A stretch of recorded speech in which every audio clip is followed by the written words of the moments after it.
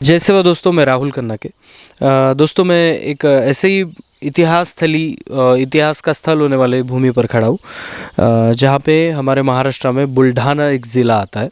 और बुल्ढाना ज़िले के शहर के थोड़ा सा दूरी पर हमें पैनगंगा नदी का उद्गम स्थल मिलता है। तो पैनगंगा नदी के बारे में डिस्कस करने से पहले, यहाँ के उद्गम स्थल के बारे में डिस्कस करने से पहले मैं और कुछ बताना चाहता हूँ। यहाँ पे आने का एक बड़ा रीज़न था। वो रीज़न था कि हमारे प्राचीन गोंडी पाटाओं में, गानों में जो इतिहास बताते हैं, उन पाटाओं में हमेशा ही मैंने पेन गोदा का उल्लेख वहाँ पे सुना है। तो पहले मैंने ऐसे टाल दिया, उसके बाद देखा तो पेन गोदा रिवर इम्पोर्टेंट नज़र आ रही थी पूरे गोंडवाना में, क्योंकि मानव सभ्यता उसी जगह जहाँ पे फली फूली है, जहाँ पे नदियों का विस्तार हुआ है, जहाँ से नदियों का उगम हुआ है और पानी की व्यवस्था भरपूर मात्रा में 12 महीने थी, वहाँ पे ही मानव बस्ती का, मानव वंशवेल का विस्तार हुआ है। जैसे कि उदाहरण के तौर पर हम एमपी में जाएंगे तो नर्मदा का उद्गम स्थल जहाँ पे है, वहाँ पे प्राचीन जीवों के उनके अवशेष मिले हैं और प्राचीन आदिम मानवों का रेन बसेरा वहीं पे मिला है। तो एक तो हम कह सकते हैं कि जहाँ पे नदियों की उद्गम स्थली मिली है, या जहाँ पे पानी का ऐसा पुरवठा था, पानी का ऐसा स्रोत था जहाँ पे वो कभी ख़त्म ना हो, वहाँ पे हमें मानवों की हम क्या कह सकते हैं, उनकी बस्तियाँ मिले, उनका आदिम मानवों का रेन बसेरा था। तो पेन गोदा का हमारे गोंडी पाटाओं में बहुत बड़ा उल्लेख है। हमारे जब पाटाड़ी किंगेरी बजा के गाते हैं तो पेन गोदा नदियों के नाम में, इसे गोंडी में ढोडा कहा जाता है एक्चुअली, नदी को, तो इसको पेन गोदा कहा गया था। तो इसीलिए मैं यहाँ पे आया हूँ उद्गम स्थली पे, देखना चाहता था कि एक्चुअली ये उद्गम स्थल कैसा है, कहाँ से आया है, कैसा दिखता है, इन सभी चीज़ों को, क्योंकि यहाँ से लेकर हमारे कुपार लिंगों का जो पाटा है बिल्कुल भौगोलिक परिस्थिति को मैच कर रहा है।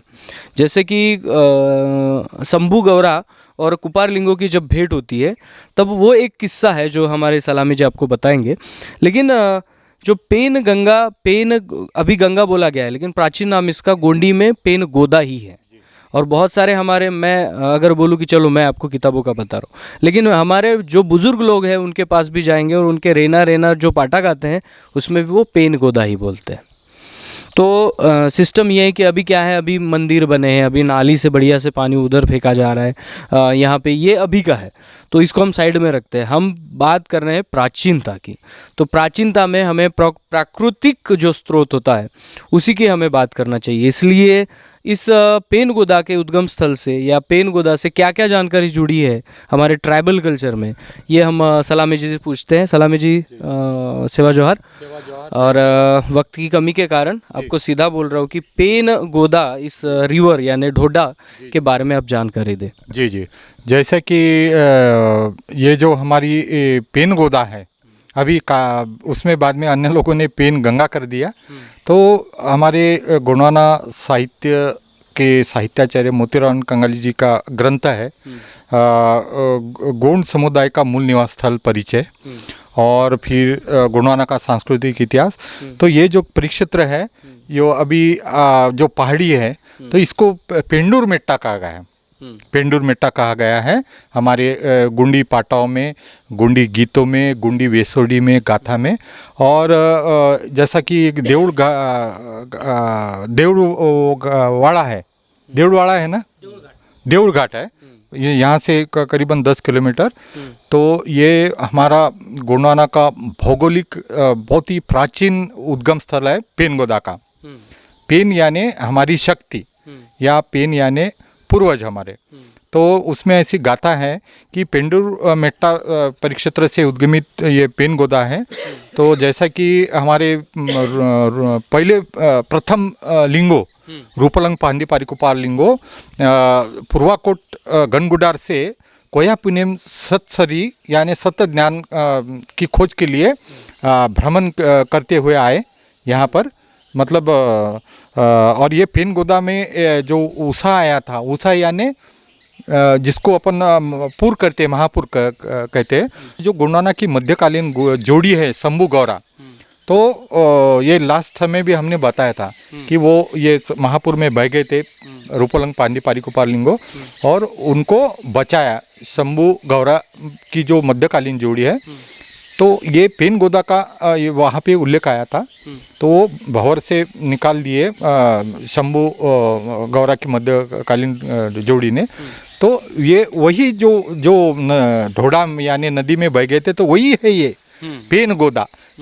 और राहुल कन्नकी जी अलीब्रिद हमारे यहाँ पे लेके आया, तो मैं आज इतना खुश हूँ कि मैं मतलब बयान नहीं कर सकता कि मेरे गोंडवाना धरती की जो ढोडांग है उसका मूल खोजना बोले तो ये बहुत ही अभिमानास्पद बात है। हमारा इतिहास है, हमारी संस्कृति है, हमारा लेखा जोखा है। बिल्कुल, बहुत बहुत सेवा जोहार। एक्चुअली दर्शकों को मैं बताना चाहूँगा कि प्राकृतिक जो चीज़ें होती हैं वो किसी की भी जागीर नहीं होती। इस चीज़ों को हमें समझना चाहिए।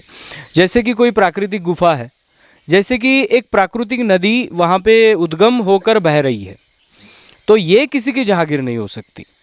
यहाँ पे किसी धर्म का लेबल नहीं लग सकता। जी। मैं यहाँ पे खुल के आपको इसलिए बता रहा हूँ कि ये जो प्राकृतिक गुफाएं हैं, कंद्र है, नदी का उगम स्थल है या सागर है, पानी है, इस पे किसी भी धर्म का लेबल नहीं लग सकता। अगर यहाँ पे लेबल लगाया जाता है तो कहीं ना कहीं हमें ये समझने की ज़रूरत है कि प्राकृतिक चीज़ों पे अगर लोग अपना धर्म का ठप्पा लगाने लगे तो यहाँ पे प्रकृति भी बट जाएगी, बिक जाएगी। तो इसीलिए मैं यहाँ पे आया हूँ और गोंड इतिहास बता रहा हूँ। इसका मतलब ये नहीं है कि ये गोंड की जहागीर है और यहाँ पे आपने बड़ा कुछ बना दिया तो इसका मतलब ये नहीं है कि इस प्रकृति के धारा पे आपका अधिकार आ गया। ये सबके लिए खुला होना चाहिए और समानतावादी होना चाहिए। हमारे पाटाओं में इसका उल्लेख आता है, इसलिए मैं कहता हूँ कि ये जो है ये धारा ये प्राचीन है और तब से कल बह रही है। सलामी जी ने एक हमारे पाटा में एक जो लोक कथा आती है या पाटा में हमारा जो इतिहास आता है कि कुपार लिंगो इस पैन गंगा नदी के किनारे बैठे थे और बाढ़ आई थी और वो बहने लगे थे। तब शंभू गौरा की जोड़ी साइड से जा रहे थे, उन्होंने देखा कि ये बह रहे हैं और वो भंवरे में फंस गए थे एक्चुअली। और भंवरे का नियम है, साइंटिफिक रीज़न है कि उसके ऊपर कोई ऐसी चीज़ मार दो तो भंवरा रुक जाता है सेंटर में। तो एक्चुअली शंभू ने एक पत्थर उठाया और वो भंवरे के बीच में मारने गए, लेकिन उनका जो पत्थर है वो पहांदी मरा जो होता है उनके टहनी को लगा और वहाँ से जो फूल गिरे उस फूल से वो भंवरा रुक गया और कुपार लिंगो बच गए। तो ये जब जो दृश्य हमारे पाटाओं में हज़ारों सालों से गाया जा रहा है ये इसी नदी का है, जहाँ पे व्यूवर्स को मैं दिखाना चाहूँगा। दोस्तों यहाँ पे ये जो अभी बनाया गया है बढ़िया से इसको संरक्षित किया गया है, तो यही है वो उद्गम स्थल पेन गोदा का और यहीं से पूरा झरा आपको आगे जाते हुए बड़ी नदी होते हुए आपको दिख जाएगा। तो और एक चीज़ बताना चाहता हूँ, तो यही हमारा जो बुढ़ाल पेन थाना है ये, इसलिए से फिर कालांतर में बुल्ढाना हो गया या महाराष्ट्र जिले का बुल्ढाना जिला हो गया है। हाँ, जैसे हाँ यानी हमारे प्रकृति के परम मतलब दाई दाऊ उसको बुढ़ाल पेन कहते हैं, सल्ला गंगरा शक्ति को। हाँ, इसलिए ये हमारा इस परिक्षेत्र में ये बुढ़ाल पेन थाना है, तो उसको भी खोज की बहुत ज़रूरत है। बिल्कुल, जैसे कंगाल दादा ने कहा कि वो बुल्ढाना नहीं है, वो अपभ्रंशी शब्द है, बुढ़ाल थाना यह पहले नाम हुआ होगा। ये कंगाली सर जी का रिसर्च है। तो एक्चुअली हमें दिखता भी वही है। जहाँ पे आपको नर्मदा क्षेत्र में उद्गम स्थल मिलेगा वहाँ पे गोंड लोगों का कोया पिलांग धारा है, वहाँ पे आज भी आप देखेंगे तो हाँ, तो वहाँ पे आपको जाएंगे देखेंगे तो वो ट्राइब आदमी हमेशा ही प्राकृतिक चीज़ों को ही पूजता आया है। वो इस ऐसे स्रोत पे अपने पेन को मानेगा जैसे कि ये उद्गम स्थली है, तो यहाँ पे हम थाना कह सकते हैं क्योंकि इस स्रोत को, इस पानी के स्रोत को वो पूजता है। जैसे बहुत सारे ऐसे मोमेंट होते हैं जिस मोमेंट को वो पूछता है। तो इसलिए कंगाली जी ने जो बताया है कि बुल्ढाना तो बुढ़ाल ठाना या बुढ़ाल पेन का ठाना, ऐसे बहुत सारे यहाँ से अर्थ निकाल सकते हैं। तो यही यहाँ पे एक धीरे धीरे सिद्ध होने की कोशिश हो रही है कि ये बुढ़ाल ठाना है। तो बहुत बहुत सेवा जोहार। और कोवी जी, कैमरामैन ज़रा घुमाइए। कोवी जी है, विनकर जी है, तो दोनों भी हमें यहाँ पे लेके आए हैं और दोनों भी हमें मार्गदर्शित कर रहे हैं। तो आप दोनों का भी बहुत बहुत सेवा जोहार। और आगे चलेंगे, थोड़ा वो प्राचीन मंदिर जो है उसको देखने की कोशिश करेंगे। तो दोस्तों वीडियो को यही रोकता हूँ, मिलता हूँ अगले वीडियो अगले टॉपिक के साथ। तब तक के लिए जय सेवा, जय जोहार, जय आदिवासी, जय गोंडवाना, जय भीम।